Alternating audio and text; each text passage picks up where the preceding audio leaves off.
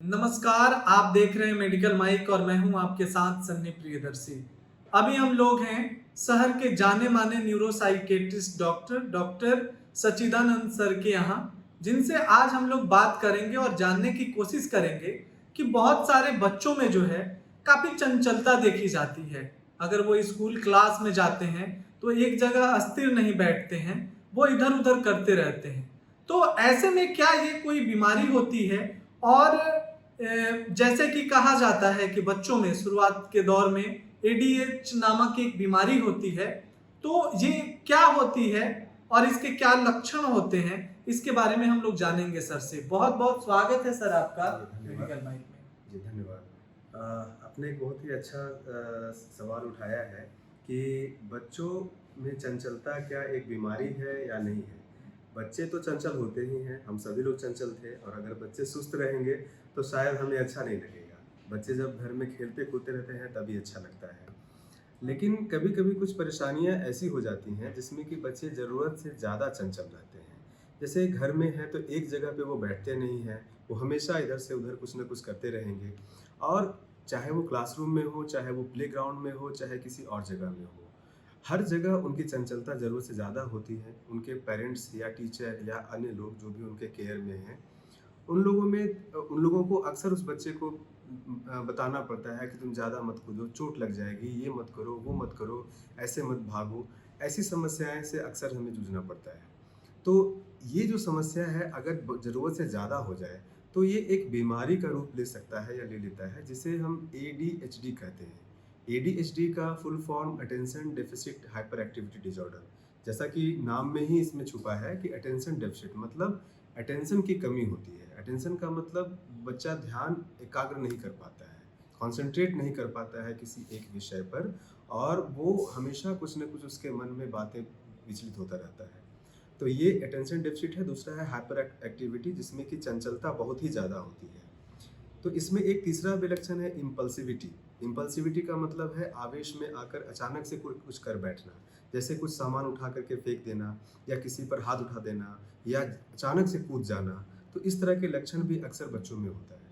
तो हम इसे क्या नॉर्मल मानेंगे? चंचलता या एक्टिविटी या ध्यान नहीं लगना ये सब सारी बातें आम है। ये एज एप्रोप्रिएट होनी चाहिए।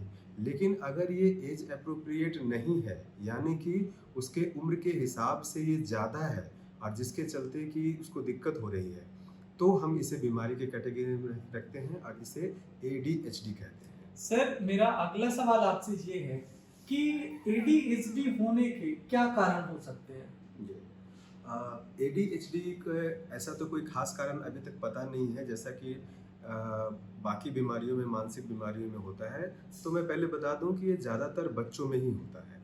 ठीक है, ये आमतौर पर ये लक्षण 3 से लेकर 5 साल तक में दिख जाते हैं और 5 साल तक में पता चल जाता है कि हाँ ये बच्चे ठीक से पढ़ नहीं पा रहे हैं और उसके बाद में लगभग ये 10 से 11 साल तक रहता है। उसके बाद धीरे-धीरे करके ठीक हो जाता है या कुछ लोगों में आगे युवावस्था तक में या और भी आगे भी रह सकता है ये। और ये कारण इसका न्यूरो डेवलपमेंटल है। न्यूरो डेवलपमेंटल का कहने का मतलब है कि विकास से संबंधित। मतलब कि जिस समय बच्चे का विकास हो रहा होता है, उसी समय इस तरह की समस्याएँ आ जाती हैं।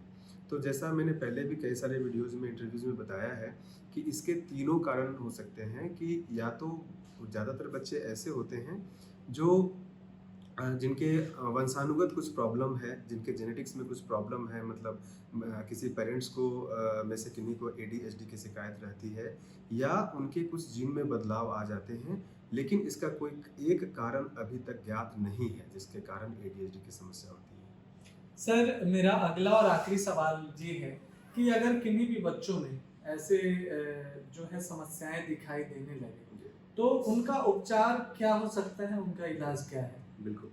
तो इलाज और उपचार के पहले तो ये समझना ज़रूरी है कि क्या ऐसे बच्चे घर में अगर हैं तो कैसे पहचानें कि बच्चों को एडीएचडी है? क्योंकि जब तक हम पहचानेंगे नहीं, तब तक इलाज की बात नहीं करेंगे।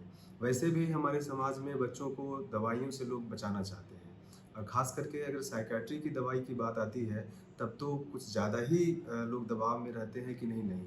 साइकियाट्री की दवा का मतलब लोग नींद की दवा या साइकियाट्री के इलाज लोग साइकियाट्रिस्ट के पास आने में ही हिचकते हैं। ऐसा नहीं होना चाहिए, क्योंकि अगर आप ऐसा नहीं करेंगे तो आपके बच्चे प्रॉब्लम में ही रह जाएंगे या कोई भी बीमारी के। तो कैसे पहचानें कि बच्चे को एडीएचडी जैसी समस्या हो सकती है? तो देखिए, 3 सेटिंग में हम बच्चों को परखते हैं। पहला सेटिंग है घर का। घर में अगर बच्चे एक जगह स्थिर से नहीं बैठ रहे हैं, होमवर्क बनाने के लिए अगर वो ध्यान एकाग्र नहीं कर पा रहे हैं, या टीवी देख रहे हो, या मोबाइल देख रहे हो, या पेंटिंग कर रहे हो, या डांसिंग कर रहे हो, किसी एक विषय पर ध्यान टिकता नहीं है और वो ध्यान हमेशा भटकता रहता है। अगर कोई खेल खेल रहा है तो वो खेल छोड़ करके दूसरा खेल खेलना शुरू कर देगा। फिर अगर कुछ भी उसे पसंद का भी है, फिर वो तीसरा काम, फिर चौथा काम, फिर पांचवा काम। तो वो हर थोड़ी देर पर 2 मिनट पर अपना ध्यान भटकाता रहेगा। और पढ़ाई में भी अगर आप बार बार पढ़ाने की कोशिश करेंगे तो बार बार बताने के बावजूद भी वो एक जगह ध्यान नहीं रखेगा। बार बार वो गिरता रहेगा, कभी उसको चोट लगता रहेगा, कभी उससे सामान टूटता फूटता रहेगा।